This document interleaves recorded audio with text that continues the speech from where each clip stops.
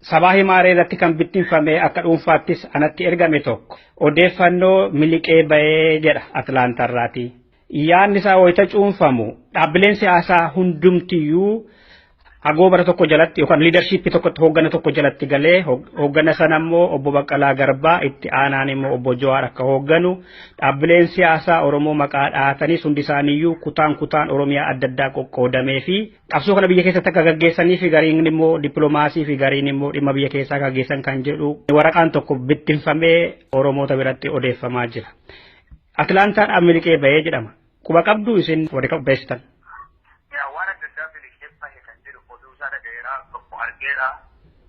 Waan akka dubbatu yeroo dagaatu kan ragaabattu olola guddaatu karaa habashaatti ta'uu dobaa'ee dhaqsu faana jira.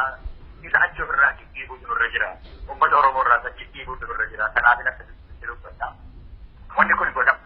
Wanti Dr. Garbaa mana hidhaa keessa nama jiru fuudhanii pirezidantii goonaa yookiin Jawaarii jalachuun ani dhageenye bare yoo dhagahame immoo wanti kun dubbatamee yeroo ta'etti argitee anamni kan irratti gaafachuun irra jiru ummatuma achi keessatti qooda fudhanneerraa delegeetii isaanii qooda fudhachuu dabarsee gaafachuu dandeessa. Waan akkasiin dubbatamne yaadamne hin dhageenye sana oduun garuu ololli garuu hedduutu deemaa jirta. Mootummaan humti tigirrillee kana argachuu dadhabuurraa kan ta'e natti fakkaata waan fuula sagal qabu kana shaasharrii isaan irratti dubbatanii jedhanii gadi baasaniiru namoonni kan biraanis immoo har'a shaastara sana arguu nurra jira kan jedhan jiru. Shaastarri sun bakkeedha jira. Darbeen uummata harka jira. Waan uummata harka jiru argamuu hin danda'a. Abbaan saniin uummata harka waan jiru fudhachuu danda'a. Isa garuu argachuutu nurra jira jedhanii habashaan keessatti kan dubbatan tokko jiru. Yoo barbaadan uummatarraa argachuu jira. Kun amma uummata harka jira. Nuyi immoo warri kana qopheessine immoo warra gaafatan kana hundumaatiif kennuudhaaf dirqami nurra hin jiru. Oromoo kan nu gaafatu gara biraadhaaf immoo hin kennine. Warra kaaniif kennuun garuu dirqama hin qabu. Kana ofirraa dhiibuu nurra jira. Uummata Oromoo irraa dhiibuu nurra jira. Kun hin jiru hin taane dhageenyanii.